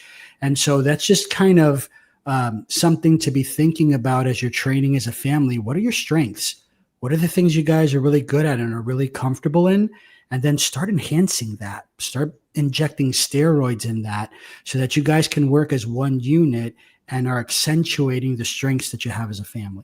Now, that being said, we're all trained in all the things still. Correct. But we just know what our strengths are. And then, as situations come up or we're role playing or doing scenario training, we know where we fit in best. Even in a car situation where there's safety in and around vehicles, we move as a unit. We communicate as a unit. And so it's very important that you have a game plan and you communicate that with your family in a non-paranoid way. Yeah. And I mean, I'm with you guys and the training and everything. And I mean, an easy answer to that question, not necessarily easy, but, one thing parents can do, sign up for classes at WAFT, go sign up for a class at WAFT and go together as a family and train just like Rebecca and Jason have done. But one thing I would say that's super easy that, I mean, you can do it tonight, you can do it tomorrow. Go to TheBoldAdvocate.org. Go to the website and make sure you get those free materials that Becca has put all the time in to give to parents, to teach them, to teach their kids what to look out for, the red flags to look out for. That would be your simplest, easiest thing that you can do instantly. And there's all that free material that she has put the time in to create for parents to keep your kids safe. I would say that would be like the easiest thing that you could start doing this week. And I'm constantly adding to that website. There's new blog posts on a regular basis to equip you to boldly protect your kids and your family. You can also use code BEBOLD on the WAFT website. I do partner with WAFT also because we believe in what they're doing to equip families in a very tumultuous world that we live in. So use code BEBOLD at WAFT's website and you'll get an automatic 10% off. It is not cheap, y'all, but it is one of the best investments you're going to make for your family. So I would encourage that as well. Yeah, I've trained with a lot of instructors over the last 16 years. I have all kinds of training certificates from all different kinds of organizations. And I'm talking world-renowned instructors that I've trained with. And it's not a knock against any of them. They're all awesome. I learned a ton from all of them. WAFT is a completely different beast. They have so many instructors there. It's not even funny. The instructor to student ratio is more like 2 instructors for every 1 student, which is unheard of because normally it's 1 instructor for every like 10 students. And just the property and the facility that they have, they can do all of this there, like the anti-carjacking, like the low light scenarios, like the pistol courses, like the blade courses, the hand-to-hand courses, all at one facility. And you don't normally get that at any one facility. Like I've never experienced it anywhere else. So yeah, the training, it's not cheap. It is some of the more expensive training that I've ever done. And I've done some expensive training, but it's so worth it. It really is. You know, if it's like, hey, you know, family vacation, but maybe this year we're going to spend that money to go to WAFT and get it's fun. I promise you. Yeah, There's so always much fun. families there with their kids. They're having Food a is good time. great. And hey, if you want to go to WAFT and then head on over to Universal or Disney World, you know, after you're done with the training, you know, go do that. But you're going to be so tired, you might not even want to at that point. And keep in mind, they feed you and they give you, you know, lodging for that weekend or however long you plan on being there. As long as you let them know you're one of the first ones for that weekend of training that you want to stay on property, because that does fill up pretty quick. It does. But they make amazing accommodations for those who will be attending. They do run back like a general background check to make sure you're a good person and that you don't have any kind of malicious intentions while you're there. So I really appreciate that, especially this past time we went, both myself as a child advocate speaking boldly in the public space, and Olivia Krolchek was there from Turning Point USA. And it's important that she felt safe while she was there, especially in light of everything that has been happening recently. So a few other real quick things. Make sure you have emergency contact cards on your fridge, things of that sort. Make sure you communicate with your kids who to call, when to call, things of that sort. Test your alarms, your security system, your fire alarms, that kind of stuff. And make sure you have a flashlight in each bedroom. Super inexpensive things. One other thing you can do immediately is also go on the WAFT.com website and purchase their tactical flashlight. It's not expensive relatively. You can use code BeBold. You'll get a discount in addition to your training. But it's something that will help you create distance and help you even use to strike if somebody closes the gap in distance. And it's I've carried a lot of flashlights over the years. I've got it with me right now. I'm not at home, if you can't tell from my amazing painting in the background. I'm not even at home right now. So I'm traveling. I was visiting some partners and instructors of ours.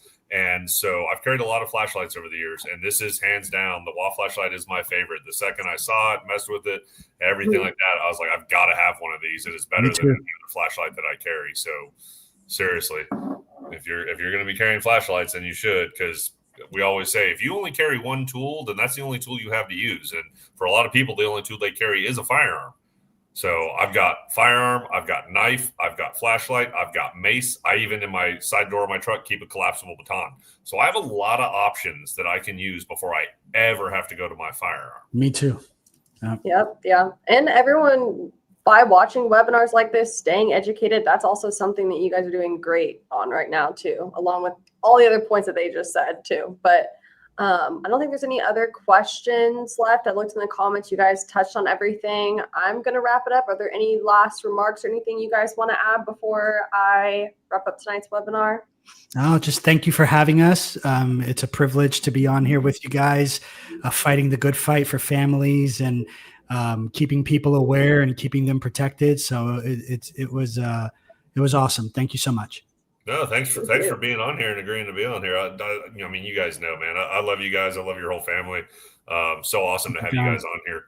And, you know, for everybody watching, just make sure you stay safe out there. Seriously. Yeah. Yeah. And the last thing I'll add, which is repeated from earlier, do not let trauma teach what training can. Don't let your daughters have to go through trauma when you could have trained them to begin with. Yeah, absolutely. Alrighty, everyone. A huge thank you to Rebecca and Jason, and of course, John, too, for sharing all of your insights, practical tips, and keeping our family safer. And me, because I'm over here in the back, like listening, and I'm like, yeah, everyone thank Ariana. She handles all this for us. Not saying thank you to me. It's more me learning from you guys. And then tonight we stole her thunder. Right.